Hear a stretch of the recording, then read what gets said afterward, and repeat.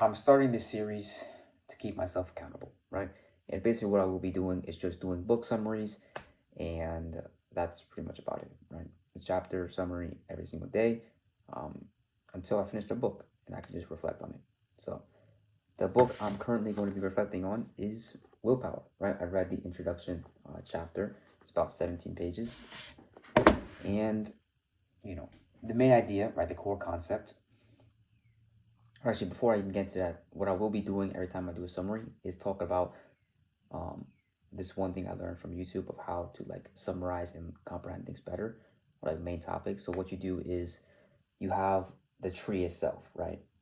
You imagine an idea or a main idea as the tree, and then the branches are going to be like the core concepts, and then the leaves are going to be like quotes and maybe um, certain paragraphs within the article that kind of reinforce this idea of the branches, and then the branches kind of go into this tree, right? Makes sense. So yeah, that's how I'm going to be, I guess, conducting these summaries. So the main idea, right, is just that, well, I think the main idea from what I got from that introduction was just that self-control is willpower, and like the core concept that kind of branches off from this is that the more self-control you have, I guess the more positive outcomes you'll have, and the opposite, right? Now, in terms of the outcomes I'm like trying to describe here, it's things like your physical health, right, and your BMI, and your relationships with people, right, how you socialize with people as well.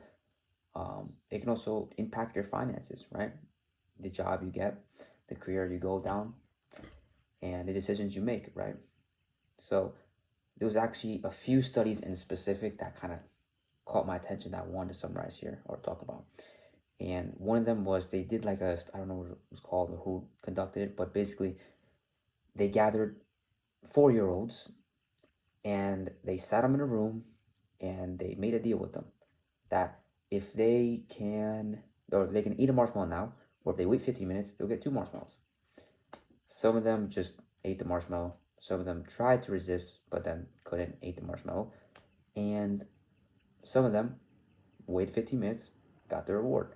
So they were just trying to study, if these, what would you call that, toddler, 4-year-olds, if these 4-year-olds can resist, I guess, gratification, right, or immediate gratification.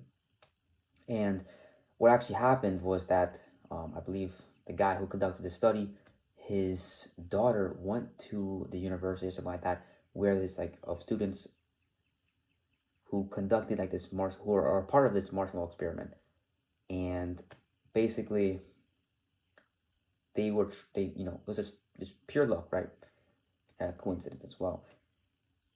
Sus, no, and they found that, well, they gathered all the people after they had this little strand of luck and whatever, I'm not explaining it, but they found that yes, it was true that in the long run, um, that they had, I guess, a better life. The people who were able to resist eating the marshmallow at 4 years old and waiting 15 minutes and delaying the gratification.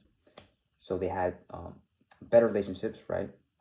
They were less likely to have any type of substance reports, like drugs or whatever, right?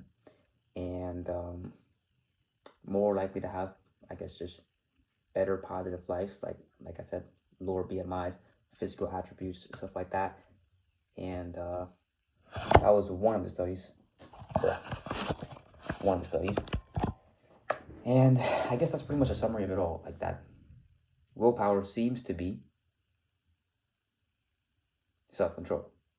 So having more self-control, I guess, leads to a better life overall, or more success. It seems like it's a key to success in life. So just take that how you want, future Dan. That's pretty much it, I guess. Like kind of just drawing up on thoughts. So that's summary number one of the introduction of willpower. And come back for part two.